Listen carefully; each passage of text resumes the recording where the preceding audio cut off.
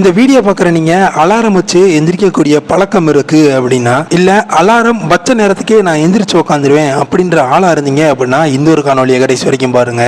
எதனால நான் அப்படி சொல்றேன் அப்படின்னா, நம்ம எல்லாத்துக்கும் இன்றைய காலகட்டத்தில் பார்த்தோம் அப்படின்னா ஒன்று நம்மளை எழுப்பிடுறதுக்கு அலாரம் இருக்கு. அப்படி அந்த அலாரத்தையும் தாண்டி தூங்கிட்டு இருந்தோம் அப்படின்னா வீட்டில் எழுப்புறதுக்கு நமக்குன்னு ஒரு ஆள் இருக்காங்க. ஆனால் 19ஆம் நூற்றாண்டில் அவங்கள எழுப்புறதுக்கே சம்பளத்துக்கு ஒரு ஆள் வச்சிருந்தாங்கன்னு சொன்னவங்களால் நம்ப முடியுதா? என்னது, தூங்கிட்டு இருக்கான எழுப்புறதுக்கு சம்பளத்துக்கு ஆள் வச்சிருந்தாங்களா அப்படின்ற மாதிரி தான் இருக்கும். ஆனால் உண்மை என்ன அப்படின்னு கேட்டீங்கன்னா அதுதான் நிஜம். ஒவ்வொரு தொழிலாளரும் சரி சம்பாதிக்கிறதுல ஒரு அளவு காசை பார்த்தோம் அப்படின்னா தன்னை எழுப்பி விடுற ஆளுக்கு சம்பளமாக கொடுத்துருவாரு. ஏன் அவர் கரெக்டாக எந்திரிக்க மாட்டாரா அப்படின்ற மாதிரி எல்லாத்துக்கும் சந்தேகம் வரும். இதை பற்றி தெரிஞ்சுக்கணும் அப்படின்னா நம்ம போகக்கூடிய காலகட்டம் என்ன அப்படின்னு பார்த்தோம்னா 19ஆம் நூற்றாண்டு. நம்ம போகக்கூடிய ஏரியா எது அப்படின்னு பார்த்தோம்னா ஐரோப்பிய கண்டம். இந்த ஒரு 19ஆம் நூற்றாண்டுல ஐரோப்பிய கண்டத்துல பார்த்தோம் அப்படின்னா மிகப்பெரிய இண்டஸ்ட்ரியல் ரெவல்யூஷனே பார்த்தோம் அப்படின்னா நடந்துகிட்டு இருந்துச்சுன்னே சொல்லணும். அதுவும் குறிப்பா லண்டன், பிரிட்டன், நெதர்லாண்ட்ஸை சுத்தி இருக்க ஏரியால பார்த்தோம் அப்படின்னா அது வரைக்கும் விவசாயம் பார்த்துக்கிட்டு இருந்த நிறைய பேர்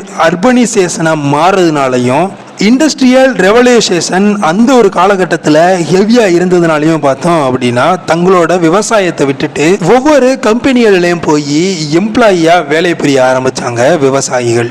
அந்த ஒரு காலகட்டத்தில் அந்த இண்டஸ்ட்ரியல் ரெவல்யூஷன் டைமில் என்ன ஸ்ட்ரிக்டாக ஃபாலோ பண்ணப்பட்டது அப்படின்னு பார்த்தோம்னா ஷிஃப்ட் டைமிங்.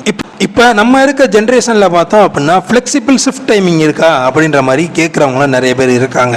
ஆனால் அந்த காலத்தில் அவங்க சொல்கிற டயத்துக்கு டிங் டாங்னு வரணுமா? அப்படி அவங்க சொல்கிற டயத்துக்கு டிங் டாங் வரலை அப்படின்னா இந்த கம்பெனி அவங்களுக்கு டிங் டாங்னு அன்னைக்கான சம்பளம் கொடுக்க மாட்டாங்க.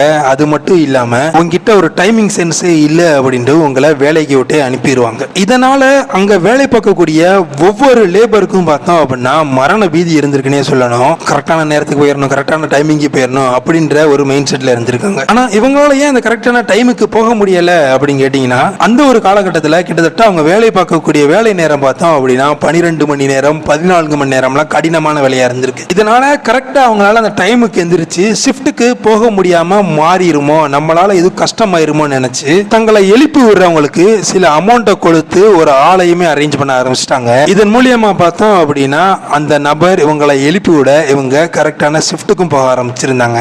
இதை ஒரு தனி நபர் மட்டும் செய்யல, மிகப்பெரிய கம்பெனிகள் கூட பார்த்தோம் அப்படின்னா தங்களோட லேபர் வெல்ஃபேருக்காக ஒரு ஆளை நியமிச்சு அவங்க ஆபீஸ்ல வேலை பார்க்கக்கூடிய லேபர் எல்லாம் கரெக்டான நேரத்தில் எழுப்பி விடுறதுக்கு ஆளும் வச்சிருந்தாங்க. இப்படி தூங்குறவங்களை எழுப்பி விடுறவங்களோட பேர் என்ன அப்படின்னு பார்த்தோம்னா நாக் அப்பர்னு சொல்லப்படுது. இவங்களை பத்தி நீங்க தெரிஞ்சுக்கணும் அப்படின்னா இதை பத்தியான ஃபுல் லென்த்துக்கான வீடியோ கீழே இருக்க டிஸ்கிரிப்ஷன் பாக்ஸ்ல லிங்க் கொடுத்துருக்கேன்.